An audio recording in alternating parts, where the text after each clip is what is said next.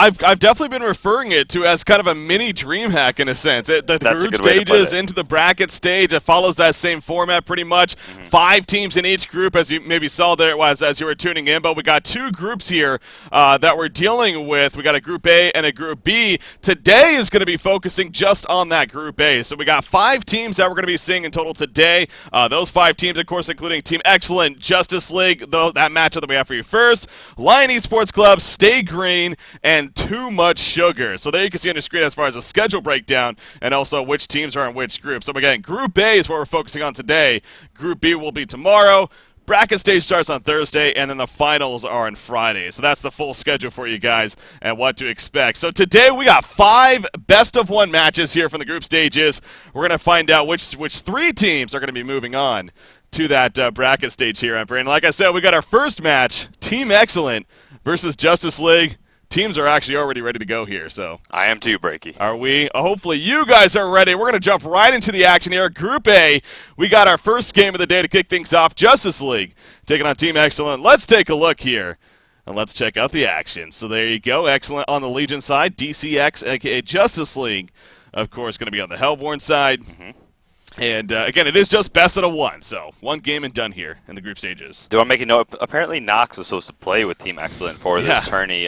Apparently having some internet issues, so not able to join, but fine. Going to be stepping on in. Yeah. Very solid player in himself, so looking forward to seeing how he feels in today. Nothing wrong with that by any means, but yeah, apparently Knox is supposed to be started at 5. Again, you play 4 matches in total today here at the group stages, with there being 5 teams, so we'll see if he maybe steps up later on for Team Excellent, but fine, going to be in his place for now. DCX, on the other hand, they're coming off getting to the finals of course, that Ultimate Series tournament that we covered of the Panda, so where they ended up losing to Locomotives in the finals, but they had quite the solid run, and definitely a team that's been a bit of momentum themselves lately here, Emperor, when it comes to the competitive scene. So I think you got to favor these guys somewhat as maybe having a good chance here in Group A, but at the same time, again, it is a tough Group A, as is Group B. Both groups are tough, obviously. I can see a lot of strong opponents, and actually a lot of teams have been just performing very, very well lately, stepping up their game preparation in the new HoN Tour event.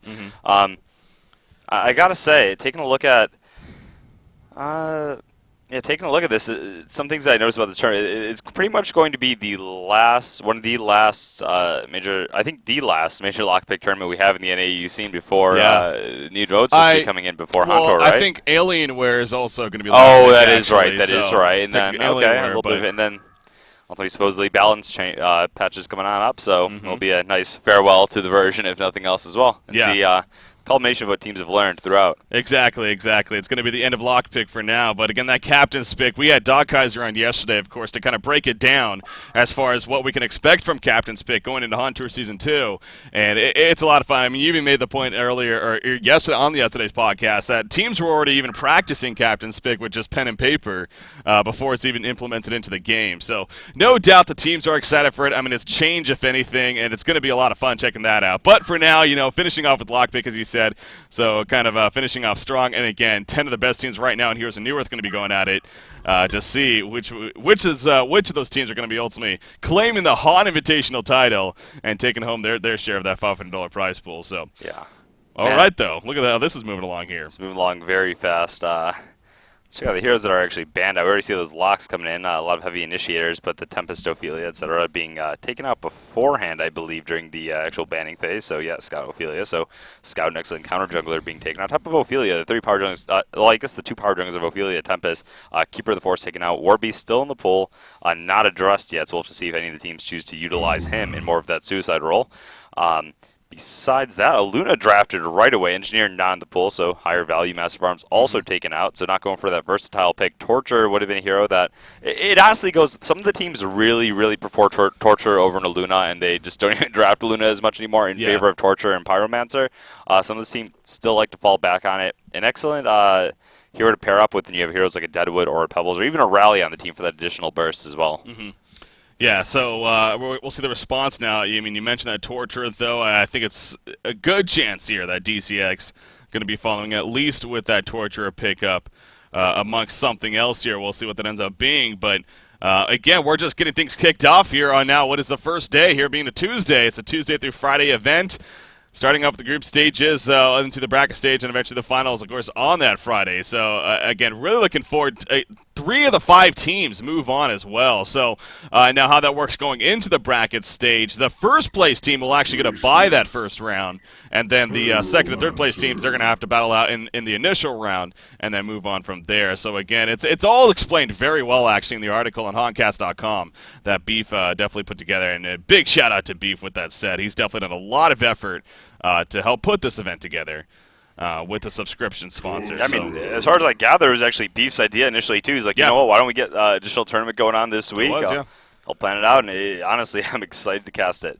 Glacius Pyromancer being picked up on the Hellboard side. I got to tell you, that's one of my favorite timeless old school combos to see picked up on team. I swear, even going back to the Dota days and even now, Glacius Pyromancer is completely one of the probably the most old school. I mean, just the elements in general, the fire and ice elements. Yeah, the fire and the ice elements, and excellent. Well, back in the day, we even used to see them as lane partners sometime, where Pyromancer would be more of a lead carry in the lane, applying pressure. In a case like this, we usually see Pyromancer as more of a solo a lot of the times. If you see that Glacius support ID, or they're going to be using Pyromancer as a secondary support, grabbing another strong lane partner, and that's actually more likely in this game when you actually take a look at the lock pool, take a look at the fact that a lot of the junglers have been removed. You look at heroes like Pebbles, heroes like Magmus, Rally, things like that really just pair well. You're pretty much guaranteed to get at least one of those Light Suns there, either the Rally or the Mag. Probably the Mag. Yeah, so we'll see when we get to the lock picking stage, but of course we got to finish off here with the regular picks. So, Imba Boy, of course, the captain for the team. He's looking to choose that third hero, and we'll see what it ends up being. Another quick note I wanted to make as we are just getting things started here, but of course, Team Stay Green, they're also casting alongside with us here for the group stages for this HoN Invitational. Right now, they're casting the other Group A matchup, which is, I believe, it's actually happens to be Stay Green versus Lion Esports Club. So, obviously, a fantastic matchup there as well, and definitely get some dual streams going if possible for you.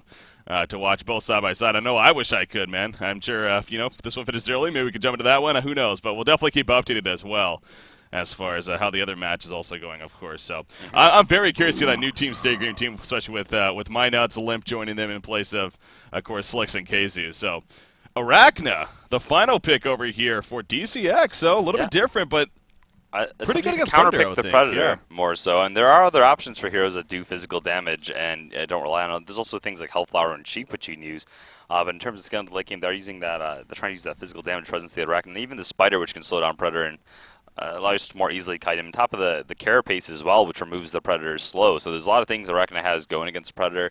Doesn't really stop him from doing his thing, but I like that they threw that hero into the mix, because otherwise you're looking at one of those straight smash lineups where you see Pyromancer, Glacius, Pebbles, a lot of magic. And you know what? Predator is a phenomenal hero against those teams that rely on the comboing, rely on the sort of the burst combo ability. He jumps in there, he activates the Stonehide, maybe takes out a hero before they can even cast a spell on him, and he really interrupts the flow of things. So having a hero like Arachna breaks the pacing of the fight in how the Legion team wanted to sort of play out with that Predator, and makes them have to approach it a little bit more cautiously.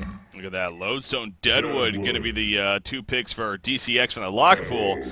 But it does open up excellent to finish off strong, very strong with Pebbles. So they happen to get Rally Pebbles themselves. So both sides getting very strong heroes from the lock pool, of course. And there you go. Both sides also ready to go as far as their 5-man rosters are concerned. So definitely interested, though, as I'm sure a lot of people are, to see how this Arachna shapes up. But yeah, you're right. I mean, as far as kind of a counter pick in a sense to that Predator, at least that's the goal, of course. Yeah, they can somewhat lock him down. So it's a little bit less of a shock hero to see these days, though. If we had seen it maybe, I don't know, 6 months ago, we'd been like, oh my God, it's an Arachna. We've seen it picked up here and there, and usually with a situational presence. But actually, he's had some fairly strong games with Arachna that we've casted. Oh yeah, we definitely have seen quite a bit. So.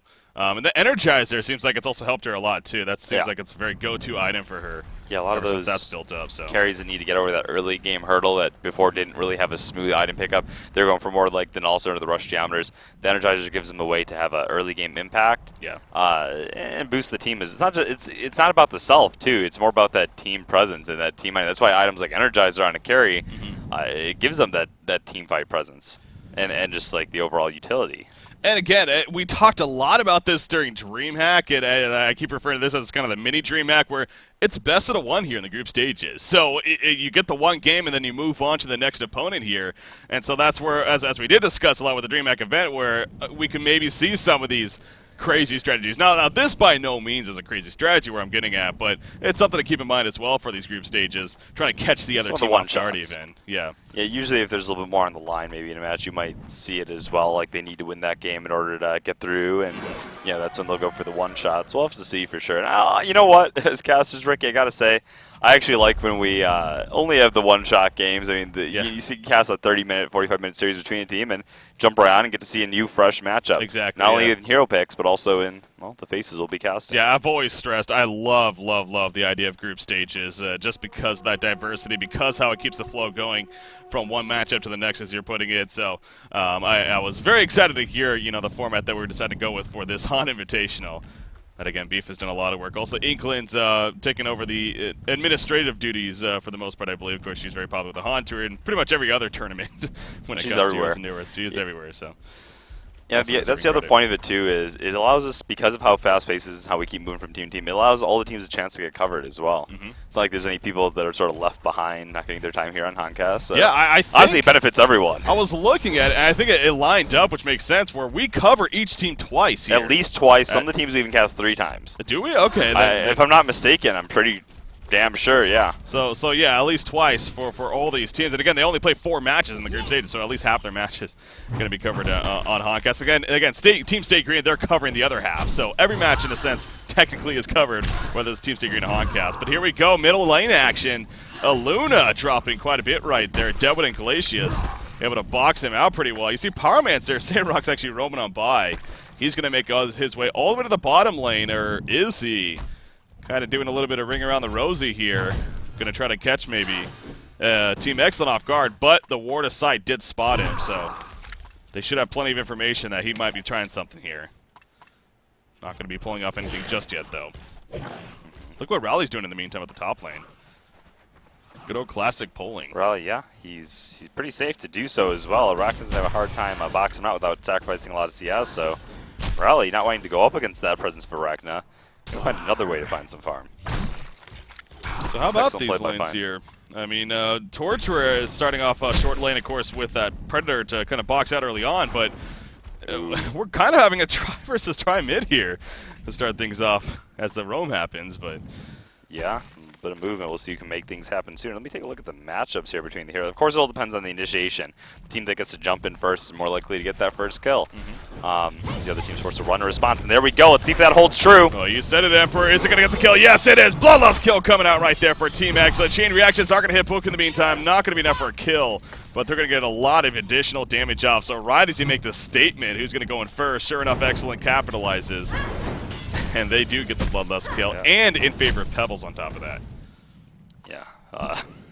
Brodak's going to be looking to smash the people. Brodak's 5 level. We'll have to see if he's true to his name here. Yeah. Why does he smash with the portal key and then goes hard with that Coda? No, but still. Going to definitely be looking to see the interesting game of Whack-A-Mole Pebbles might be seeking to put out here. He did start with a Ring of Protection, not sure if it's just for the additional armor and stats or if he'll actually be doing something. But did not get a shield on Pebbles this game, though, so maybe keeping an eye on how that advances.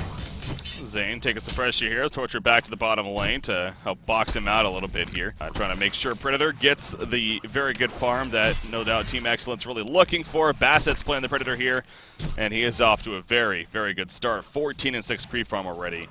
Up there with the best of the best, of course. Speaking of that, Deadwood also up there. Despite his team even getting close to here in the middle lane, he's actually managed very good creep farm. Dodge there from Pebbles coming out on the rotten grass.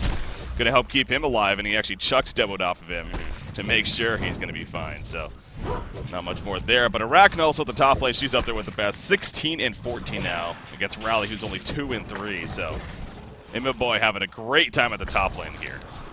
Yeah, Rowley, though, more concerned with getting experience. You saw he had that creep wave on him. He could have pre-hit it once and let it get killed at the tower.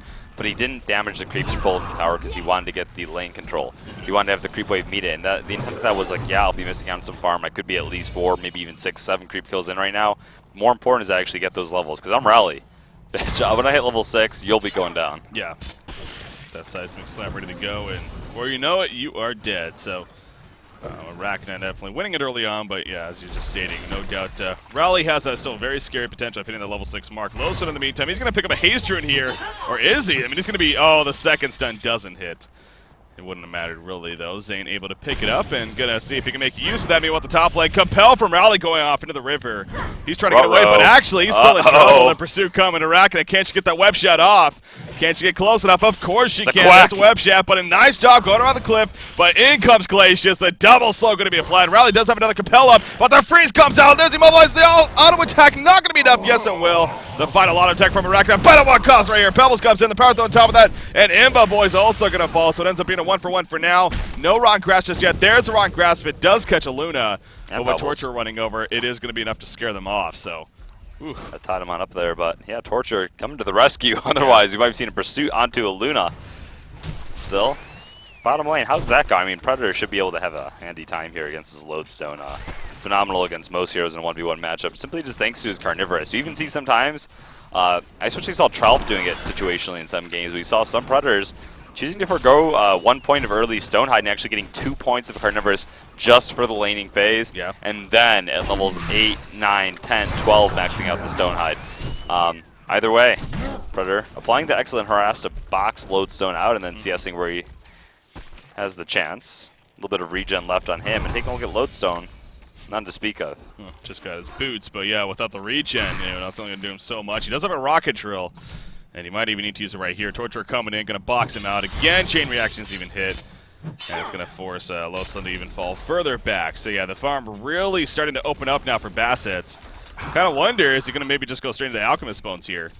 He does have nearly 1,700 gold saved up. So. That is curious. I mean, there's the Elder route. We've seen the Alchemist, we've seen the Straight and Sanitarius as well. Who was it? I think it was Slicks preferring to go Steam Boots and Sanity and then into the Elder. Yeah. A lot, so. See different styles on this Predator.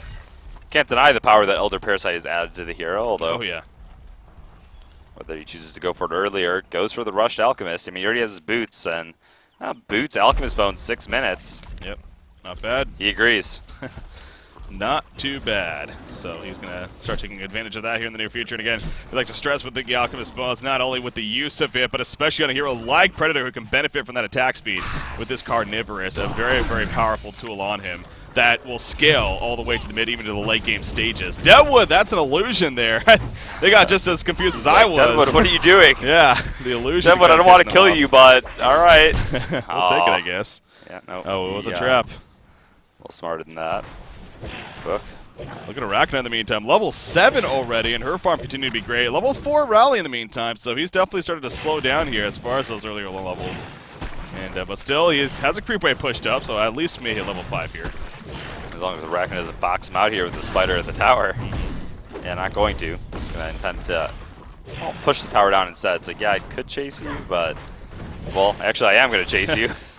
That was potentially a mistake. Yeah. Instead of pushing down the tower a little bit more with auto attacks. But a lot of times, yeah. Lodestone's going to make sure he's going to get away before Predator actually gets followed up with Torture.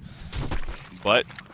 Yeah. Again, keeping him away, and Predator, if anything, just continuing to enhance his farm. He's going to go to the jungle, see if he can find a perhaps a Smitatar here to use the Alchemist Bones on. Arachna did have to go for Steam Boots this game. It's always a toss-up whether you want those Ghost Marchers or the Steam Boots. Steam Boots is a lot more of a safe route. People go for the Steam Boots, Vestments, Energizer for those early game stats. Yeah. And I'd say Ghost Marchers can't be an incredible item on Arachna. It does sort of taper off in more of your mid-game DPS because you get a little bit of additional attack speed. But mid lane, nothing yet. Yeah, Dead was not level 6, so that was a little bit of a harass. Yeah, he was going as if he might have been, but yeah, it saw it's like level 5, and so that would be kind of silly. So yeah, so not gonna make it happen. Ghost Marchers, we frequently see that pick up too when a hero is trying to box the enemy suicide hero out. Say like Rally here, you'd have much easier time catching up to him and spidering him at the tower if he had those Ghost Marchers. Yeah. Instead has to play a little bit safer, but it comes at the reward of having a little bit better mid-game durability. And yeah, it's always the trade-off. It's safer, but I mean, you do look Rally, Pebbles. There's a good amount of burst damage here also. Oh yeah, no, and there's other items you pick to help you, but yes, obviously it's for good reason. Yeah. I'm not saying the Ghost would be better. It's just a different game style when you do that. It doesn't speak to the all-out aggression. Of course, of course. Not any levels in the Hardy carapace just yet. Not too big of a surprise, but also worth noting that obviously can be very good if you get that off when you're in between stuns or whatnot. definitely help reduce and mitigate a bit of the damage there. Yeah, choosing when to level that hardened carapace is more feeling the pulse of the game as to when you actually feel like you're going to be getting into those fights, you really deactivate it or shrug those debuffs. Right now he feels like the game's going to go on in this 1v1 laning phase for a while, and continuing his free farm and tower pushing. Doesn't need it just yet, but whenever his intuition tells him it's time to get down and active, that's when you'll see that point put in. Well, he might be level 10 by then anyway, so it won't matter. Deadwood has a haste rune here. He's level 6 as well. Won't have enough for his combination, I don't believe. Yeah, needs 220 right now, so unless he uses the bottom charge after, so I guess that actually makes sense. So he's going to go to the bottom lane, and in the meantime, Lowstone going to already initiate. Predator taking a lot of burst damage with that head smash right there, but Lowstone going to activate the Shadow Storm, pour it out for Predator. Will he get in time? No, we want the Falcon Punch. The haste to Deadwood, he does get in there, takes out Predator, and in the meantime, the top tower also going down. Big, big momentum there for Justice League. Yeah, completely swinging back there. Not that they were down too much, but definitely giving them that presence now. Deadwood with the timing, the haste rune, the Falcon Punch at level 6. Pretty much everything went wrong for Predator. He had to waste the port as well. Definitely a noble attempt, but fortunately not able to make it out. Yeah. And actually, he didn't choose to leap out his max out his leap this game. Actually choosing to max out Carnivorous instead. So gonna have a little bit easier of a time in terms of power farming, but in terms of that initial burst, and the slow duration going to be lagging behind. Well, he'll make his way back to the jungle here, at least initially. Going to use at least one of those. How do you feel about that? Alchemist Bones Chargers, yeah. Also the level 1 Stone Heights, of course, but he's going to save the Vagabond here for the Alchemist Bones Charge. In the meantime, look at this. Arachna chasing with everyone else onto Luna, using the Energizer. Stalagmites connect, though. Going to save Luna for now. Not long enough, though. The Tundra Blast comes out for Glacius. 4 players end up collapsing. The only one not there was actually Lodestone, as he's busy being occupied with Torture at the bottom lane. But still a great collapse. And now they're going to push this middle tower. So Imbo Boy and Arachna really showing off the early farm of his.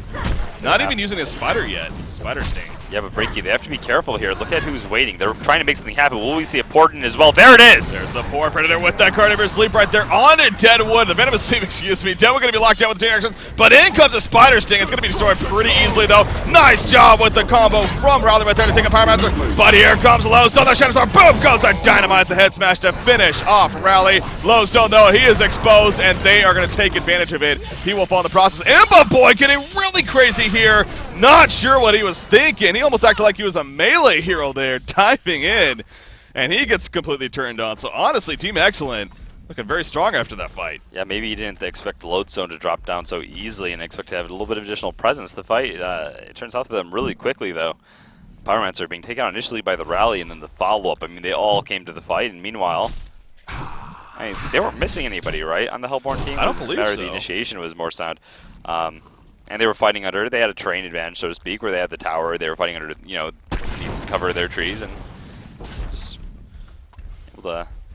defensive posturing helping them out there, I should say. Yeah, the Spider Sting also wasn't the best. Oh, Deadwood runs right into Pebbles here. One more auto attack, the Falcon Punch, just to try to stall them, but he ends up getting taken out right there. Oh, that was unfortunate. But yeah, the Spider Sting also wasn't really the greatest. And actually, I believe we do have that fight. If we want to actually go back to it real quickly here, well, we do have a little bit of dead time to. Okay, so here we go with that fight. So again, the Spider Sting at this point, I believe. I understand why he used it. Deadwood just went invis, and they thought they might be able to get some turnaround momentum. Yeah. And he wanted to hold down the Predator. Actually, you see how he used it on the Predator? He wanted to hold down the Predator's presence. It didn't matter though, because they weren't able to do anything while the Predator was locked down because of the fact that Rally went in and managed to pick off the Pyromancer. So. And they were in a little bit too deep, so they weren't able to have the positioning in order to apply the pressure. So while it was a fine thought, just not able to make anything and then there at the end, yeah, Imbo Boy getting a little overzealous. And okay, by the way, while we were actually showing that replay, you know, figuring nothing's gonna really happen, sure enough, Brodek's 5 level, he actually died to the Ancients, doing the triple stack Ancients. So a little bit of a oopsie there. It was like a gate went down or anything. A little bit of an oopsie, I suppose. Yeah, mention, and that's not even close to dead yet. Just the Predator Crushers, light of their new buffs, just that's not tearing them apart. Crushing, you could say. They applied the crush, man. I made that up. No one else. Panman might have hinted at it. Yeah. But yeah, so brilliance. Pebbles slowing down a little bit with that portal key, but obviously again not the absolute biggest in the world. There's some counter warning going in the bottom lane in the meantime. Well played. As middle lane, Deadwood and Rowley continuing to go back and forth at it. Both have that big ultimate, of course. Fine, though. He'll just take the creep wave and continue to farm with it. Predator, is he getting scary in terms of... Well, he has 2350, 2400 gold now saved on top. In the meantime, Pebbles going to be coming right here by Pyromancer and Arachna. The Spider Sting used. Pyromancer there for the assistance. And down goes Pebbles. So Prodex 5 level going to be delayed even further now. And actually, they're going to group at the top lane here. They're going to push this tower, and look at that. The Energizer dive attempt coming out, but Aluna just a little bit too far away. Probably going to kill this tower, though. Yeah, this is our buddy Pebbles, who, you know, initially got the Bloodlust kill in the mid lane. We saw that Ring of Protection. He did eventually upgrade to Ring of the Teacher, but we got the Bloodlust kill in mid lane, and since then, hasn't had the best of times, but now eclipsing him in farm. Meanwhile, bottom lane, Predator and Torture are trying to make something happen just in terms of tower pressure. They got to be careful, though, as there's some resistance being brought down here. Torch coming in, so the tower is going to be in deny range. Yeah, it's just barely in deny range. They're just going to quickly take care of that, so using the resources, but they do get the 9 in the end. Always sucks to see a tower denied, but they were pushing it more for map control anyway. Yeah, and that still is accomplished there. Predator 2,700 gold saved up and counting, so I'm going to see at this rate probably the Insanitarius. Let's see, can use the Alchemist we'll buy right one there. chunk, we'll have to see. Yeah. I guess it doesn't have to be. I mean, it could be something else. I'm trying to think here. We have seen, okay, he goes Icebrand, actually. Interesting. We have seen, I was going to say, even an Axe of the Malphite first, but going to be going the Icebrand first here. Deadwood in the meantime, the middle lane. Seismic Sub coming out with a Torture, but at what cost right here? Rowley going to be turned on. Going to be fine, though, so both the big punchers there actually just do a bit of damage to one another. No actual kills to the end, or is there? Predator just diving in big time here. No stone not needed. There we use it. Down goes Pyromancer. Torture did get picked off in response, though, at least. But now they're going to push this middle lane. Bottom tower, though, was destroyed in the process. Blazing Strikes and FBUs. It's not that Icebrand is... Well, Icebrand is pretty bad, but I mean, it's bad for. I feel like it's bad for itself, but it's actually still okay in terms of it gives you the stats, it gives you the health, a little bit of extra damage. It's not the worst. It's just I'm not a huge fan of the. That being said, he's going more for that Bulwark Rush. Just going to be a lot more durable, I guess, than you look at the Insanitarius. It does give you a little bit of extra durability, the regen, the armor, the extra health as well, but it does come at the cost of it draining. And on Predator, I usually prefer the earlier presence of, say, something like that in Sanitarius and other, but I can see why this could be a big pick right here. Predator being gun on the Spider Sting. He's going to get chucked off, though, and Predator will be able to get away before enough happens. Are they all going to get away is the question. Pebbles might not be so lucky. He's caught with the wrong grasp right here. Off to the side says, get off me, bro, but in comes a Rocket Drill, and finally get the kill, but now Rowley jumping in. Torture chain reactions right there on the Deadwood. Deadwood dropping. That Seismic Slap just out of range. It's not going to matter, though. He falls. Torture once again will fall, though, as Pyromancer takes him out with that Blazing Strike. So, pretty chaotic fight there in the jungle as they happen to find them. Yeah, beautiful Pebbles combo, though, initially onto 3 heroes. Oh, yeah. To help sort of delay the process. Looks like it might have helped everyone survive, but not so much. Pebbles eventually run down. I'm not sure if he stutter stepped back in or if they just were able to catch him out. And then, on top of that, who was it? Was it Torture initially being harassed by the Arachna that then we saw the coverage for, and then eventually chasing him down before dying, the Deadwood, that is? I believe it was, so. Rowley, he's doing his best to get any bit of recovering in 180 gold per minute. He's going for the Helmet of the Black Legion here. They're going to have Steam Boost in that, not too bad as far as the start goes. Still no Portal key on Prodex 5 level. Again, he's been finding himself occupied quite a bit. He's 2, 3, and 4 overall. Not the worst of stats, but again, making the point that he's been invested in some fights and slowing him down, especially with those 3 deaths. So about 1,500 gold currently saved up. Could be picking it up here now, pending some initiation in the very near future. But Soul's Bulwark just finished on Predator, so we mentioned that earlier. As far as him being able to pick that up, Arachna going the Firebrand, 1,600 gold more saved up on top of that. So she is also building up very nicely. And again, we start from the very beginning with this Arachna pick. Pretty solid against the Predator with that kite opportunity, especially with that Spider Sting. So multiple ways to shrug the slow from Venomous Sleep. Ultimately, a Geometer's Bane will be coming out. And top of the Hardened Carapace. Oh, yeah.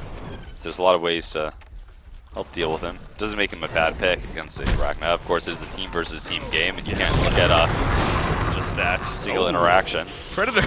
That was a Falcon Punch, and Predator just took like no damage right there. In the meantime, more initiated. No, Arachna gone up to the side. The side back slam is going to be enough. No, it's not, but then comes a Shadow Storm for Lowstone, and they're going to look to turn this around. Arachna will have to fall back there to solo alive. Glacius picked up in the process. Pyromancer is also going to fall right here. Predator leaps back in, and it ends up being a 2-for-1 exchange in favor of Team Excellent right there. Again, these are pretty chaotic fights that we're having, man.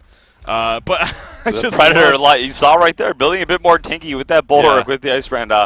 Getting the stone hide off, just it paying off apparently right there as Deadwood's Falcon Punch seemingly went wasted. It was a level 1, but still, he maybe went down 10% of that.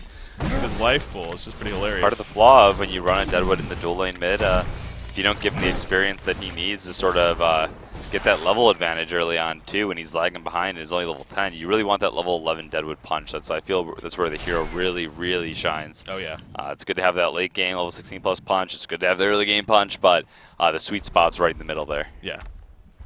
So speaking of that, level 14 Predator already. He's 2 levels higher than anyone actually in this game right now. So Bassett's coming along very nicely again on top of his 470 gold per minute that he just about has. And oh looky, a double damage rune on him as he's going to go and finish off what used to be at least a full triple stack Ancients. He's going to finish off the rest of them here, and well, we'll see what he goes for next. Ready to the Demonic. I mean, you know, going more of a Frost Burn here, or even something else on top of this. So Demonic would be great. Yeah, it's already been very useful with the Soulsborg. Demonic even adds to that. So that on top of the extra attack speed, always nice for a Predator. Additional minus armor a little bit, and you get the positive presence as well for your team. And you got the Ring of the Future. I would definitely say Demonic would be great. Worry about finishing the Frostburn later. Yeah. Warren team, we got a rack. He's gonna get it.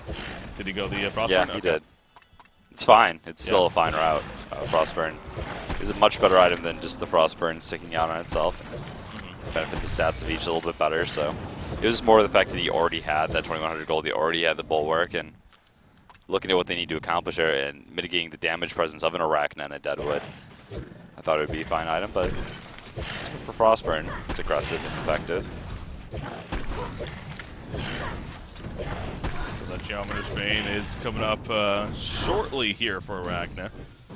Blessed Orb already finished. Top lane, Devil's going to be gone. A lot of TPs coming out. Will he be able to get any type of response? Rally with the Compel Stun onto Lowstone. The Seismic Slam, and he's going to fall. He kind of got left alone. I mean, somebody canceled TP. Coming in alone. Yeah, there was they probably realized there. It was a bad idea. Yeah. And they're like, well, we're lost Lowstone. We're not going to sacrifice the rest of us. Yeah.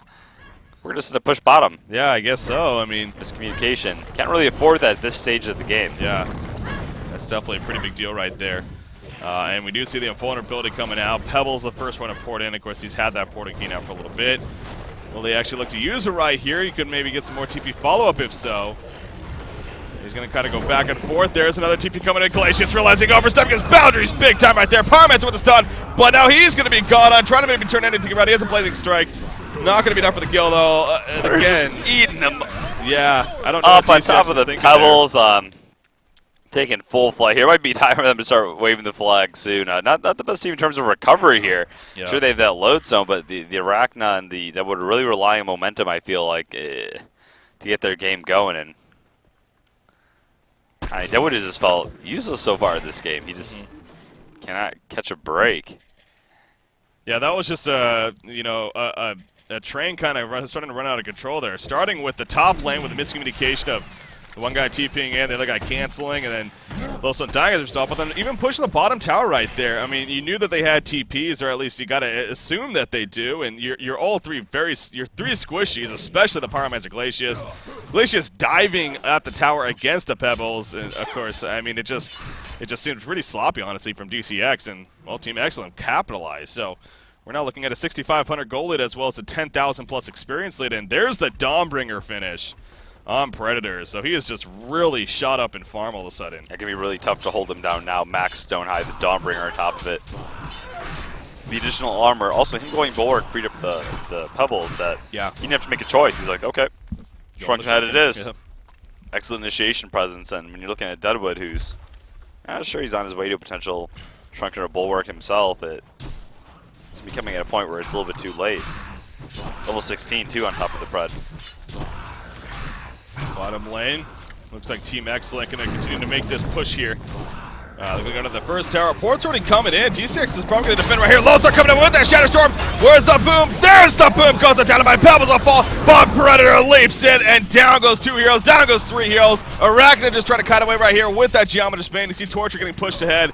Not going to be able to chase, though. But again, another fight that it got to question it from TCX as far as even initiating at that point of that tower right there. But Breaky, what do? Do you wait and let them out farm you with a Predator? I mean, I think part of it is, I don't know. I feel like when you're down, sometimes you take these fights that might look risky, they might look stupid, but you're just trying to make something happen. A play of desperation before the game becomes at a point where it's too hard to come back. Yeah. Yeah, I guess where I was getting, if anything, that tower was already solo anyways. Maybe let that fall if they keep pushing, try to maybe get them there. But I could see that. They thought they had the window. I mean, you're right. You got to take your chances. Lowstone thought he had. I mean, he did get a good initiation out of Pebbles. They did burst him down fairly quickly, but yeah, all of a sudden Predator and the rest of the party joined, and obviously we saw the end result. So actually, let's take a look back at that fight once again. Well, they are recovering right here, but we'll again, there's initiation. Predator. Fortunately, I mean the Pebbles. Unfortunately, Predator at this point is basically like putting out Pebbles-esque damage every 3 seconds sustained. Yeah. So take out the Pebbles, you still have another beast to deal with. You're putting yourself vulnerable jumping in on him as well. Thing is, what can they do? Yeah. Predator, 3,100 gold saved up. He's going to have a full demonic now, most likely. Yeah. Here on top of that Dawnbringer. Then a Brutalizer maybe to follow. Yeah. Would be a fantastic pickup. And then, sure, Arachna can kite him, but he finds that leap angle, bashes him once, and down he'll go. Look at Rally's recovery, too. He is also faced up a tablet, another 1,200 gold on him, so fine is... He's done just fine. I had to go there. Tablet Man also picked up on Torture, as well as a Void Talisman that he just got. A great item against, both Deadwood and Arachna. So multi-purpose there for sure. And on Torture in general. I mean, obviously you can really benefit from that activating and still use all of his abilities. For sure. You're running right in the middle of the fight. If their spell damage is enough to kill you, or they're to use their initial AoE combos sort of setting on your team, you can guarantee you'll be getting the full duration off of your impalement. And not that you won't get it off anyway, but setting yourself up for good positioning on stuns. I like it, especially on what was initially a secondary support toward. It still is, but... I kind of wonder if this is going to be a barbed armor here on Arachna, or if we're just going straight Rift Shards, just raw damage as far as the broadsword pickup goes. There's also the Shroud potential. Oh, the Shroud, wow, yeah. Where they might be tempting to pick him off using the Geometer's Bane plus Shroud combination. Okay, that probably is going to be the one item I wasn't thinking of, sure enough. Yeah, probably going to be the Shroud instead. 1,300 gold saved up, so... But boy, actually getting an illusion rune right there. Gonna see if maybe they can find an opportunity in the middle lane, perhaps. Nope, both Pyromancer and Lodestone falling back as well. They run right past Ward of Sight. And look at Team xCet. They're heading that direction, but not gonna be able to cut them off. It looks like it is gonna be Rift Shards. Actually, he does go the Punch Dagger. So sure enough, that straight up burst route. Not gonna worry about trying to fit any pickoffs. What do you think of that? I mean, that's when I first brought it. Yeah. It's like a possibility. Exactly. It goes back to the case of, we need that pick off. We need raw damage. Let's hope that we can somehow get burst with this. The engagements, we're just going to try to bring out the spread. Yeah. He's going to be getting it. They did buff the Rift Shards, remember, too. Yeah. Maybe that's why we see it a little more often now. They buffed the early progression of the Rift Shards. We're even at level 1 now. Take a look at it. 40 damage, but then also 20% chance for a 1.65 crit. So a little bit of luck in there. And yeah. The HoN God's in your favor. Who knows? Anything can happen. So I think it's a fine pickup. Did a great job calling it out, too. Yeah. Bassett's tanking Kongor here, getting that team support. Even though the Hellborn team has an idea, it's not going to matter. It's going to be a free Kongor kill. See the illusion actually getting in here, but yeah, it doesn't matter. Now, the reason you see Rift Shards too on a hero like Arachna is because they did buff that the aura, remember, a while back. It provides True Strike to you and your ranged allies. Yeah. So it's kind of like the counterpart to Savage Mace, and normally you would need to get that button set, for the True Strike and such. But Rift Shards now with the earlier buff, it also with the True Strike you already have that capability. You might as well get the Rift Shards here on top of the additional damage steroid she has with that precision, putting her to a damage range where that crit is really able to benefit her as well. Legion team going to be pushing in right here. We'll see if how much more fighting power Justice League has in them in terms of holding them off. Look at the Predator, the token of life on top of everything now. He also even has a buyback if necessary. Probably not even going to be. There's initiation. Arachna going to be caught. A feet drops all the way. That's going to be GG. There goes Arachna. He cannot buy back. That's probably going to do it right there. Lowsun jumps in with a follow-up. He goes away. Double tap already happening. There's a kill on Predator, but it's just one of two that you need. He comes back up with the token of life. Chuck in right there. And 2 players still dead. The one buyback got a dead one, but you're going to lose your racks right here. And again, no way I think about DCX is on the verge of throwing in that white flag here. Moving on to the group stages. Team xCet deserving, though. Very, very well fought on their part. Solid play. I like that Pebble's initiation, too. Yeah. Catching Arachna off guard, not letting her get her Geometer's Bane off even before the Chuck into Stalagmite's combination. Locked her down. I'm getting a little too ahead of myself because well, they're not forfeiting yet. Not gonna GG by any means just yet, but you just look at everything in the big picture. It's definitely leaning towards Team xCet here. 670 gold per minute, Predator, and he already has another 4,000 gold saved up here. Wow, oh wow. By the way, I do have a quick update actually on the other match. I just got informed. Lion Esports Club against Team Stay Green against, there's the GGs by the way, for our match here. So, GG well played, and the group stage here, the first game for Team xCet will go in their favor, so they start 1-0, and that means DCX, of course, will fall to 0-1. Now, you play 4 matches in total, and again, the top 3 teams move on out of the 5 to that bracket stage. So by no means is Team xCet, or DCX, excuse me, out of it, but obviously a case of we want to start off strong. Well, Team xCet was the better team here in this matchup, and very deserving. Predator just simply got the farm eventually and took over. So yeah, I mean, early loss can definitely shake up how you perform in the rest of your bracket, and it gives you some anxiety where you're like, if we lose another match, all of a sudden we're edging, potentially not actually making it out. So yeah, Team xCet. See how that goes. Yeah, definitely. Let's actually take a look one more time at the last fight that we had right there with Team xCet versus Justice League, and see exactly, again, the initiation. There's the jump onto Arachna with Pebbles. Arachna just simply getting burst. The team support so just wasn't even able to make it there in time either. I mean, yeah, at that point, so you got the shrunken head up as well, and Predator with the built-in and putting up a certain amount of damage. You do manage to drop him that lodestone, setting it up beautifully for the Pyromancer, but what do? He's coming right back up, and in the end, no one even be able to get picked off there. And you know what we should do here? Think of what I'm thinking. Dylan's going to love this. What? I don't even know. I think we should just jump into the other game. I think it is still going on here. It's about 34 minutes in. So I'm going to try to attempt to join right here. But I did get an update about a couple minutes ago that the Lions is actually winning this game here quite a bit. They had something like a 7,000 experience lead, 8,000 gold lead. They're up 12-3